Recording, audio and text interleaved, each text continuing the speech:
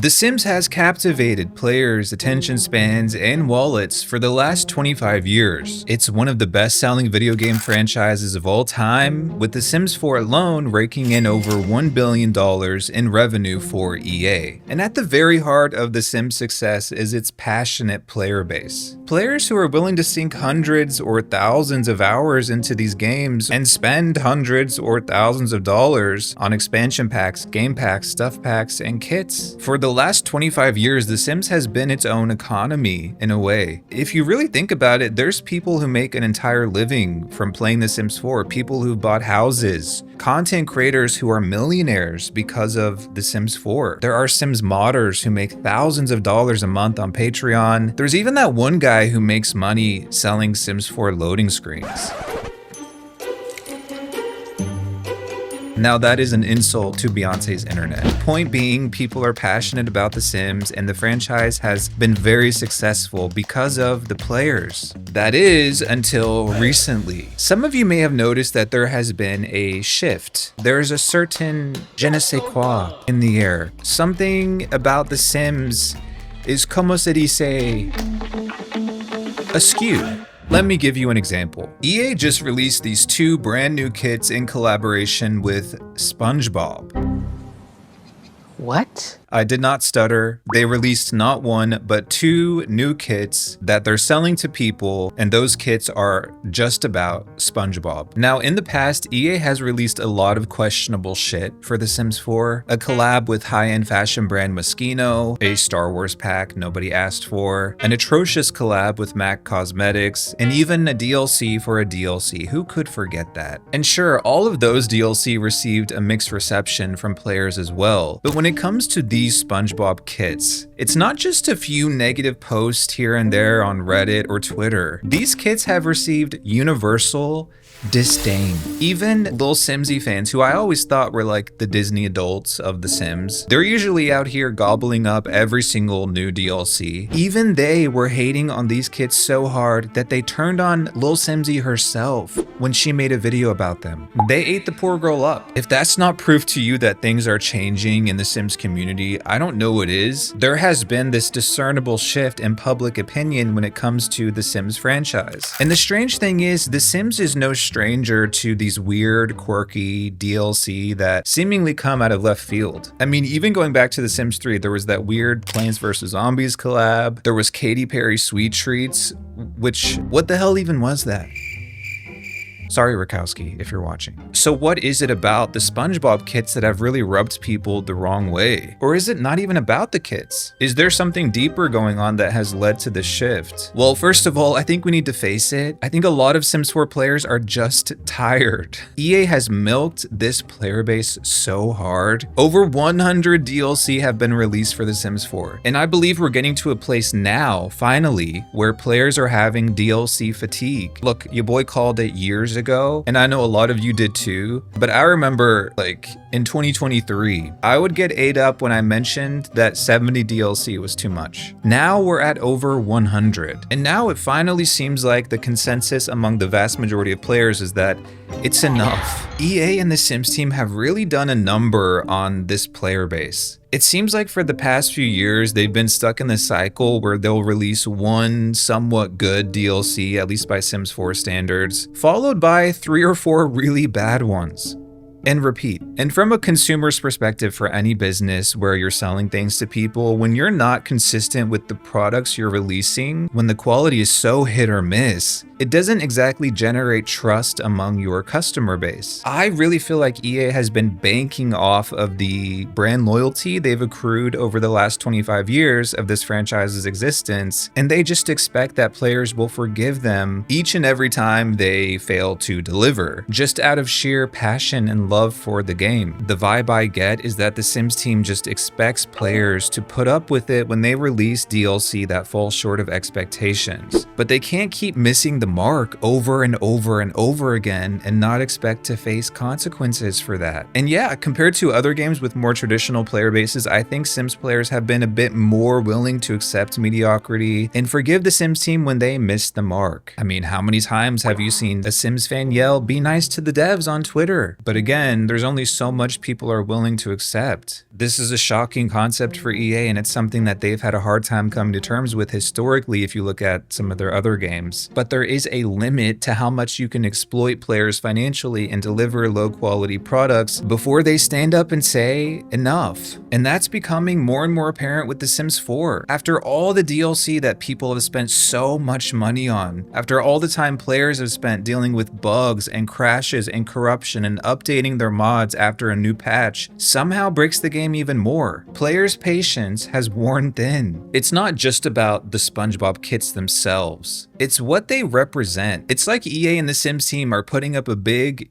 yellow middle finger to the player base and saying, you're unhappy with the bugs? You're unhappy with the quality of our DLC? Okay, well, here's some more slop for you to buy. I mentioned Lil Simsy's video earlier. By the way, for any of her Parasocial fans who are watching, I'm not shading her here. She's the largest Sims content creator, and I'm simply using her as an example because I do think that the situation recently with her is a great case study that kind of helps us gauge the temperature of the Sims community at this point in time. So when these kits were first announced, Lil Simsy posted kind of a reaction video where she talked about the SpongeBob collab. I don't even know where to begin with this because I don't have the words to describe how horrified I feel about the Sims announcement I just saw. You're gonna think I'm pranking you, but they're making SpongeBob kits. And yes, I said kits plural. And in that video, she said she was going to be buying the kits and doing a review on them. Because I will buy it so we can see it together. I'll probably have some more fully formed angry thoughts for that video. Today was just a,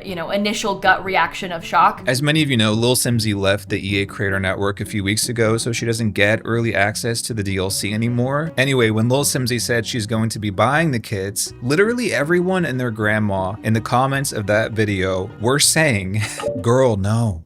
Please don't do that. Don't give EA your money. Don't reward them for putting out this garbage. This is exactly what they want you to do. There were hundreds of comments on her video begging her not to buy these kits. Lo and behold, she bought the kits. Okay. So you getting it? I'm getting it.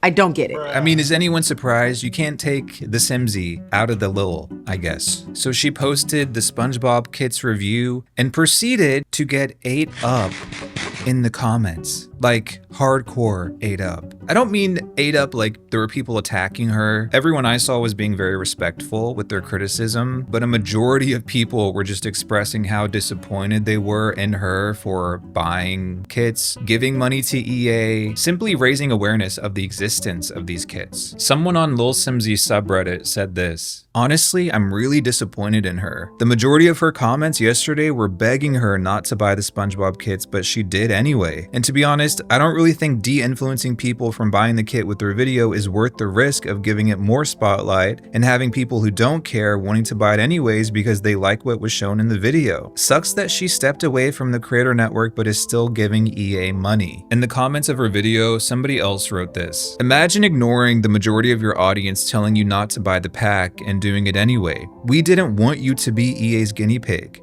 We didn't want you to fund them again. This is so disappointing. Another person said, seeing that you bought the packs is so disappointing. Regardless of how poorly timed or poorly made the packs are, they're rewarded with your purchase. After leaving the EA Creator Network, I think a lot of people assumed that Lil Simsy would stop supporting EA financially. Because why would you cut ties with them and sever your business relationship with them if you're still going to support them by promoting their products and giving them your money? As far as I'm aware, Lil Simsy has bought every single DLC that's been released since she left the Creator Network. So clearly she still has feelings for The Sims 4, but the bigger picture for me is never in all my time covering The Sims and observing the Sims community have I ever seen Sims players turn on a content creator for simply buying DLC. This situation really speaks volumes about the current state of the Sims player base, and for once, I agree with them. Why the hell are we giving money to EA? Why are we supporting this garbage? Why are we advertising the shit for them? Even if you say 10 negative things about the SpongeBob kits, if you say one positive thing about it, you're influencing people to buy it.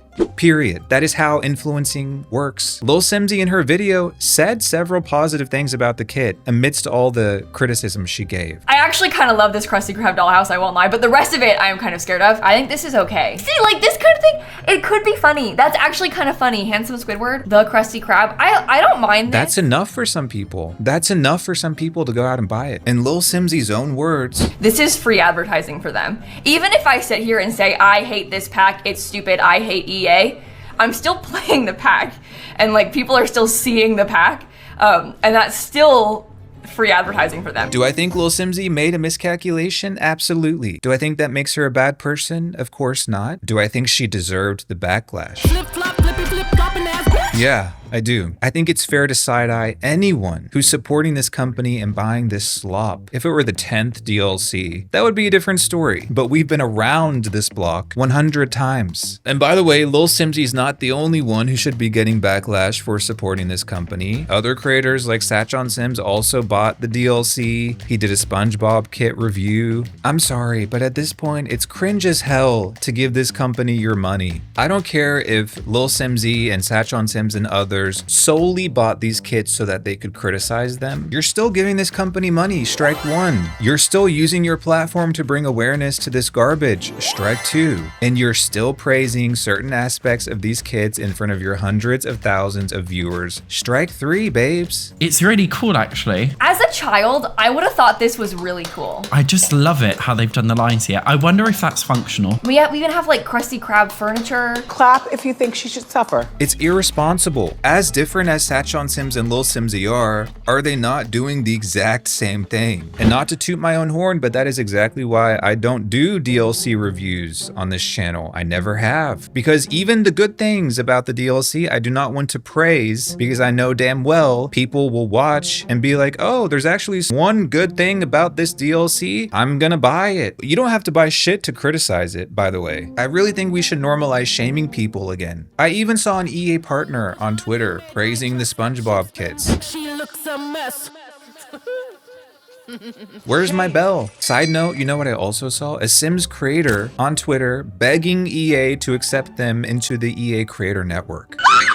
Yes, on the eve of the buyout, Simmers are still out here applying to be in the EA Creator Network. This is some scurry shit. Anyway, my opinion aside, this whole situation with Lil Simzy really encapsulates and highlights the frustration people are feeling toward EA and The Sims right now. It's not just about the fact that the kits are stupid and low quality and that these content creators are dumb enough or greedy enough to buy them. It's that they've released in the midst of this very controversial time with The Sims. And of course, I'm talking about the buyout. The sale of EA to the Saudi government is expected to close within the next 4 to 5 months. By spring, according to this article. A few weeks ago, I actually spoke with a journalist from the Financial Times, it's a UK newspaper, about the buyout and the Sims community's reaction to it. Sadly, the article is paywalled, but I'll link it below. But one thing from the article which really stood out to me is that it seems like the buyout has actually contributed to a decline in Sims players. The player count for The Sims 4 is down about 11%.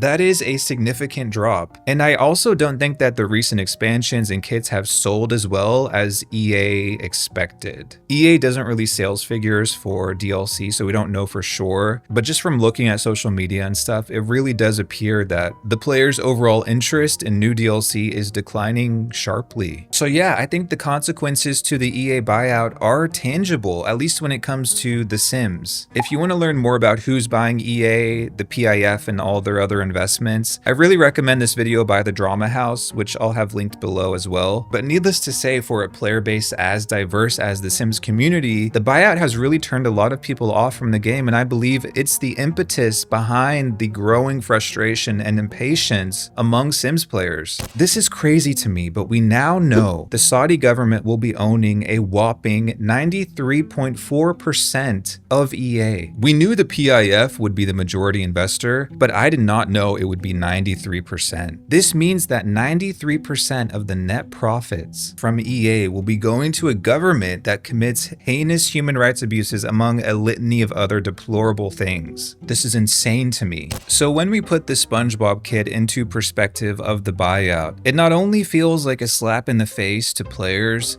It's also tone deaf as hell. I don't know if I've ever come across a company that is so out of touch with its player base. It's actually shocking to me. I know DLC can take months to create. Well, I mean, by the looks of it, it doesn't look like these kits took months to create, but I'm sure the idea for them and the licensing and stuff was in the works prior to the buyout announcement, right? But it's still just wild to me how disconnected EA and the Sims team are from what this player base wants and values. Look, as far as I'm concerned, this company and this game are dead to me when the EA deal closes. So what they should be focusing on right now is making sure The Sims 4 looks good for her funeral. That is what they should be working on. Screw SpongeBob, fix the game. Give players a free update with bans in the African world they've been asking for forever and wrap that shit up. Because again, from my eyes, there's a good 4 or 5 months left for this game and this company before it is untouchable. And once the Saudi deal closes, if you're still buying Sims products or any EA games, you have no right to complain. I'm sorry. You can't ask for shit at that point, especially the ones who've been loyal to EA and defending the Sims team for all these years. I don't want to hear a peep from any of you. It's because of these players who have remained silent for the last 11 years, or even worse, the ones who have tried to shut down any and all criticism of the Sims 4, it's because of them that EA and The Sims are now in this position. It's because of those who accepted mediocrity and stifled criticism that we've seen this franchise decline in this way. So after this deal closes and things get even worse, when the increased monetization and generative AI kick in, and the quality of these games reach even lower lows, I do not want to hear shit from the die-hard Sims fans, okay? Because you lot, God is here. So you better take whatever slop they serve you and thank Allah for it. Capiche? Anyway, I'm sorry if I gagged you guys too hard in this video. I've been on a gagging spree lately. Okay, James. Check out my last video about the AI takeover or this one about the Krafton lawsuit for even more gags. Also, boycott EA. Okay,